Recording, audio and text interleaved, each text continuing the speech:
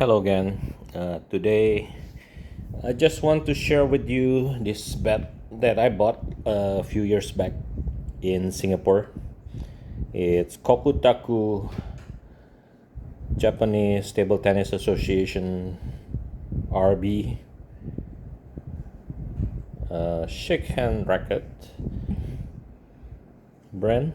Yeah, Kokutaku, and it's a premade bat, which means that it's been assembled by the factory with rubbers attached on the blade, and probably they use a permanent glue to seal it to the racket. So usually when people want to learn table tennis, the beginners, they are still not doesn't know how to buy blades, the racket separately, buy the rubber separately, and then glue them to the racket. So the easy way out is to buy, we call it pre-made blade, which means the racket's already been assembled by the factory. But the problem with that is most of the blades are not good. The rubbers they attach are also very mediocre, doesn't spin very well. So when I was in Singapore in one of the table tennis shop, and I was just asking around what's interesting, and I saw this blade that they were selling, and they said this is quite decent to use for a beginner. So I bought it. Maybe I think I paid for what, like $20 Sing, and it's actually one of the best that I've tried for a pre-made blade. Right? It has nothing on here, no ITTF approved rubber or anything, but the grip on the rubber is decent. Not the best, but it's decent, and the feel of the racket is quite good too. Quite a good vibration. So for me, trying other pre-made blades, this is actually one of the best, I think, and I fully recommend it if you can find it. It's not easy to find. So far I look online, and the only place that it can be bought, I guess, is in that Singapore store. So I don't find it online either. This brand, this particular Kokutaku pre-made blade, right? But if you do get your hands on it, you can get your hands on it. I fully recommend it as a good pre-made blade.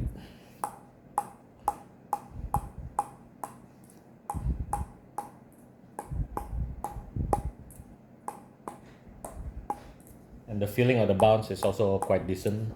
The weight of the blade is quite decent. It's not like a lot of the pre-made blades. It's either too heavy or too light or not enough power. So this one is not the fastest blade, but it's not the slowest. It's still average, and the rubbers are okay. It can grip the rubber, the ball, so it can produce spin, which means that a beginner to intermediate or even advanced can still play with this. Play with it decently. Okay, so next I will just show you actual hitting with this.